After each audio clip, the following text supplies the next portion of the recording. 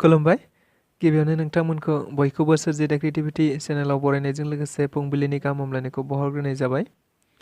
दिनैनि माखासे निउस आपडेटफोरखौ नोंथांमोननि सिगाङाव फोरमायथिना होनो आवगायनाय जालायबाय। नोंथांमोनहा भिडिअखौ नायनानै मोजां मोनोब्ला लाइक खालामगोन होनना आसा खालामबाय। लोगोसे इउटिउब चेनेलखौ दाबो साबस्क्राइब खालामाखैबा साबस्क्राइब खालामनानै लानो थाखाय गुरै खावलायनाय जाबाय। थ' बिदिब्ला जोङो भिडिअखौ जागायनोसै। गिबियावनो दङ गासै सा 1182 आदिबासि हाथियार लाग्रा आफादफोरा गुवाहाटीआव मैया आसामनि गिबि मन्त्रि डक्टर हिमन्त बिश्व शर्मा बिथांनि नुजाथिनायाव हाथियार गथायनाय जायो। नंगौ, आथिखालाव भारतनि गाहाय मन्त्रि नरेन्द्र मोदी बिथांनि दैदेननायाव गोबां हाथियार लाग्रा आफादफोरा हाथियार गथायनानै गोजोन सावरायनो ओंखारबोबाय थानायखौ नुनो मोननाय जादों। फारसेथिं बेबायदिनो आसामावबो डक्टर हिमन्त बिश्व शर्मा बिथांनि दैदेननायाव गोबां समाव गोबां बायदि हाथियार लाग्रा आफादफोराबो गोजोन सावरायनो फैनायखौ नुबाय थानो मोननाय जादों। थारैनो बेबायदिनो मैयाबो आरोबाव आदिबासि हारिनि गोबां हाथियार लाग्रा आफादफोरा गासै 1182 सोद्रोमाफोरा हाथियार गथायनानै गोजोन सावरायनाय फारसे ओंखारबोनायखौ नुनो मोननाय जादों।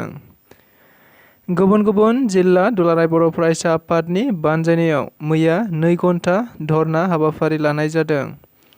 मिथिनाय बायदिब्ला आथिखालाव जोंनि गेजेराव आसामाव बियाब दाफामनायनि मोनसे ड्राफ्टिंखौ भारतनि बिसायख'थि आय'गआ फोसावना होनायनिफ्रायनो गोबां बेले-बेजे गावजों गावनि गेजेराव दाय जाबसिनलायनाय एबा सोंखारिलायनायखौ नुनो मोनबाय थानाय जादों।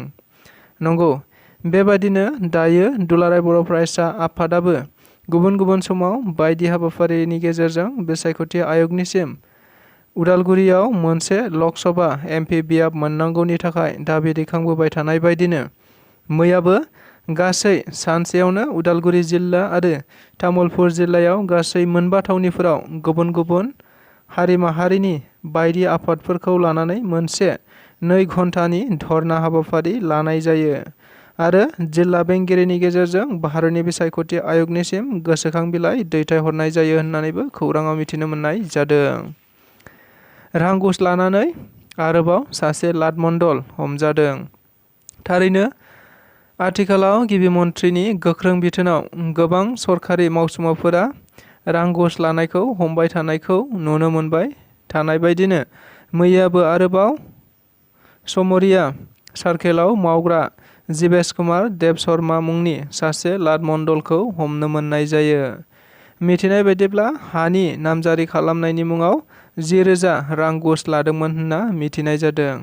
उनाव एन्टि कराप्सन फाउन्डेशनआ जायगायावनो घुस लाग्रा जिबेश कुमार देब शर्मा मुंनि मण्डलखौ हमनो मोननाय जायो होननानै खौराङाव मिथिनो मोननाय जाबावदों। सा-सानजा रायजोनि मणिपुराव आरोबाव हिंसायारि जाथाय सोमजिदों। नंगौ, इम्फलनि गंसे फरायसालिनि साखाथियावनो सासे आइजोखौ गावथारलांदों उदखारि हानजाफ्रा।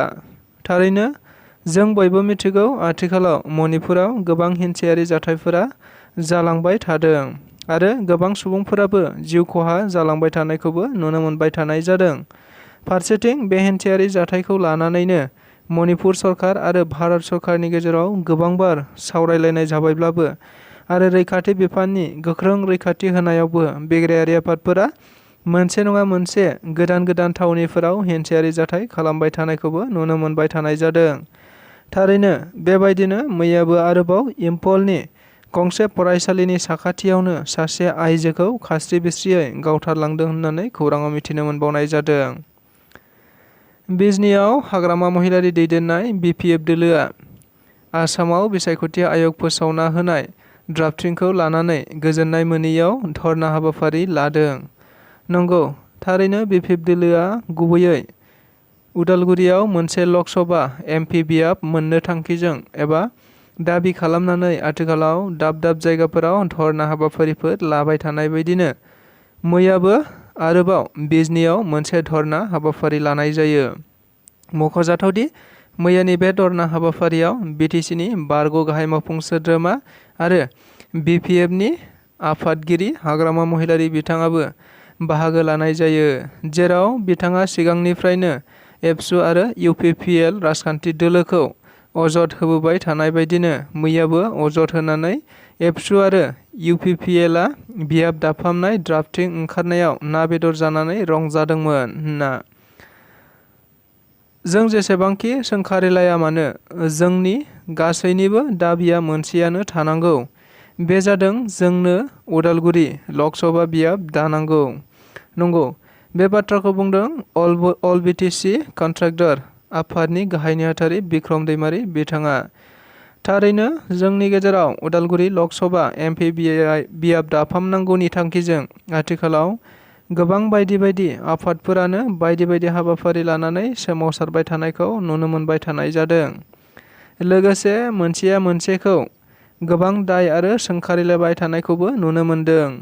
मख'जाथावदि बेखौ लानानैनो मैया बिक्रम दैमारि बिथाङा बे बाथ्राखौ बुंदों। लोगोसे बिथाङा जों दिनैसिम बियाबालानो जेबो मोनफेराखै, बेनिखायनो जों बयबो बिनो नांगौ होननाबो खौरांगिरिफोरनि सिगाङाव बुंथिना होबावो। पर्बतझरायाव मैदेरनि उदखार। नंगौ, थारैनो आथिखालावबो मैदेर आरो मानसिनि गेजेराव जानाया दाबो जोबनानै थाङाखै। मिथिनाय बायदिब्ला मैयाबो आरोबाव क'क्राझार जिल्लानि सिङाव थानाय पर्बतझरा महकुमानि सिङाव 3 नं. बरजरा गामियाव हाग्रानिफ्राय हरखाब माखासे मैदेरा फैनानै सासे सुबुंनि न'खौ थेर-बेथेर खालामना गालांदों होनना मिथिनो मोननाय जादों। मख'जाथावदि आथिखालाव गासै आसामनि दाब दाब जायगायावनो बेबायदिनो मैदेरा आदार नागिरनानै गामि ओनसोलफोराव ओंखारबोनानै धोन सम्पति खहा खालामलांनायजों लोगोसे गोबां सुबुंनि जिउ खहा जानायखौबो नुनो मोनफ्लायबाय थानाय जायो।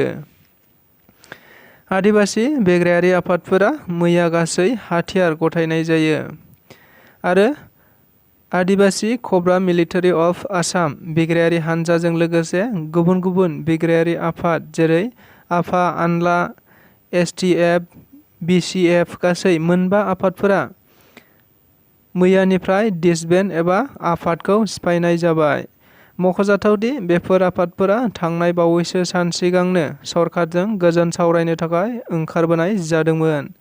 बेखौ नोजोर बोनानैनो मैया गासै आफादफोरखौनो सिफायनाय जाबाय होननानै खौरां बिजोंनि गेजेरजों बिथांमोनहा बुंथिना होदों। बेजों लोगोसे दिनैनि रादाबा बेखिनियानो।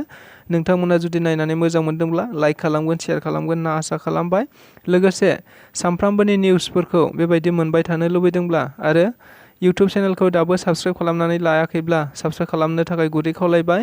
लोगोसे बेल आइकनखौबो थुनानै लानो थाखाय गुरै खावलायबाय। मानोना बेल आइकनखौ थुनानै लानाय लोगो लोगोनो आं जेब्लानो भिडिअ हगारगोन अब्लानो नोंथांनियाव गिबिसिन नटिफिकेसना थांगोन। स' गोजोन्थों।